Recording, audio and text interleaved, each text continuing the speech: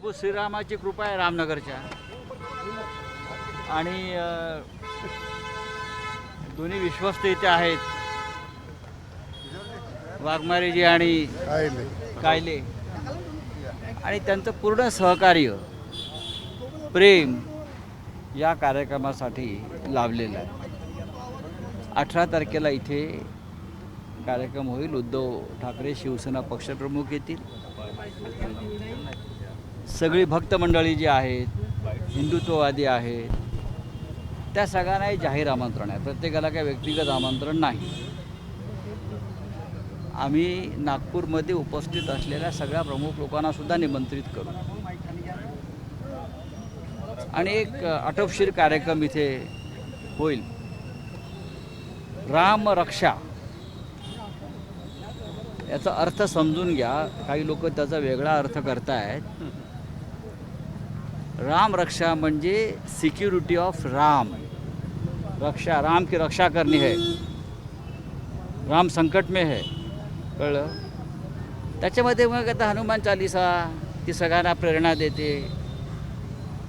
राम रक्षा सगळ्यांना ऊर्जा देते आणि या सगळ्यातून जी ऊर्जा निर्माण होईल त्यातून आपण सगळ्यांनी, राम भक्तांनी, प्रभू श्रीरामाचं सध्या जे काय अवमूल्यन सुरू आहे अनेक बाबतीत ते रोखण्याचा प्रयत्न करू. त्यासाठी ही एक मोहीम आहे, उपक्रम आहे.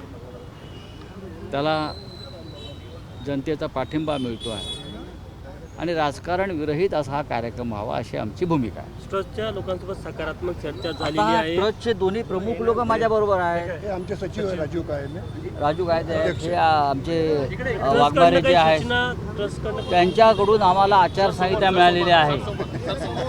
काय आचारसंहिता काय म्हणजे पठाण आतमध्ये होणार आणि बाहेर काय आचार काय त्यांची विनंती अशी आहे, ते फार धार्मिक लोक आहेत, त्यांनी सतत प्रभू रामाची सेवा केलेली आहे. त्यांचं असं म्हणणं आहे की शिवसेना पक्षप्रमुखांना तुमचा राजकीय कार्यक्रम होण्याआधी किंवा नंतर रामरक्षा पठण जेव्हा होईल तेव्हा त्यांना प्रभू श्रीरामाच्या मूर्तीसमोर उभं करून आपण हे करूया सगळं. आणि ती सूचना अत्यंत योग्य आहे. आज सकाळी मी त्याविषयी उद्धव साहेबांशी बोललो आणि त्यांनी पण त्याला मान्यता दिली आहे. सर, आपण ट्विट केलेलं आहे, जयंतरावांना एक प्रकारे प्रश्न विचारला, हे खरं आहे का? अरे आता देवाच्या समोर कुठे हे प्रश्न विचारताय? नाही, मला काय वाटतं की आपण या संबंधित विचारावं असं मला वाटतं. आता आपण मी तर एक लेमॅन आहे, मला काही समजत नाही बाकी.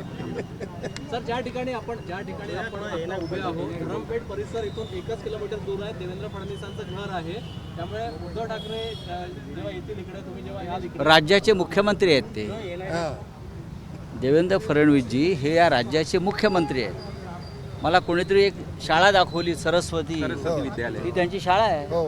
आता असं आहे की आम्हालाही आनंद आहे की राज्याच्या मुख्यमंत्र्यांच्या वास्तव्यानं पुनीत झालेल्या या भूमीवर आणि स्वतः देवेंद्र फडणवीस यांनी अयोध्येत राम जन्मभूमी आंदोलनात कारसभा केली आहे. त्याच्यामुळे त्यांच्यासाठी सुद्धा गर्वाची गोष्ट असेल की आम्ही त्या कार्यक्रम घेतोय. आम्ही त्यांनाही आमंत्रित करू. या मंदिराचे ते सदस्य आहे. आजीवन वडिलांच्या काळामध्ये म्हणजे काकांसोबत पण हे आम्हाला माहीत असल्यामुळेच आम्ही इथे कार्यक्रम घेत आहोत. बरं, त्यांना आव्हान करा की व्यक्तिशः निमंत्रण देणार आहे काय?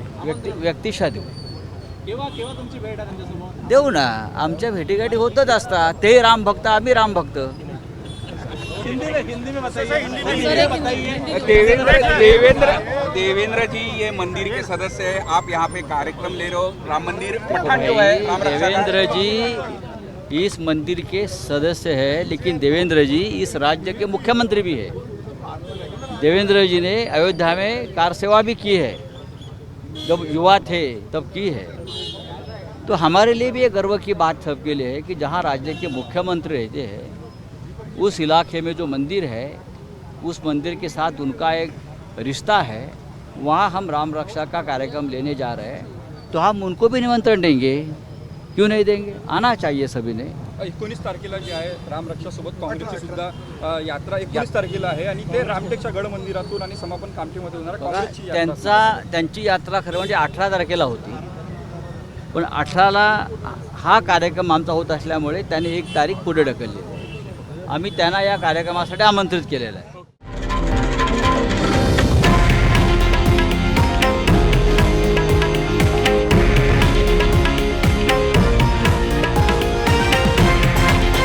हे आहे देशातील नंबर 1 न्यूज नेटवर्क आणि आपण पाहत आहात TV9 मराठी, एकमेव.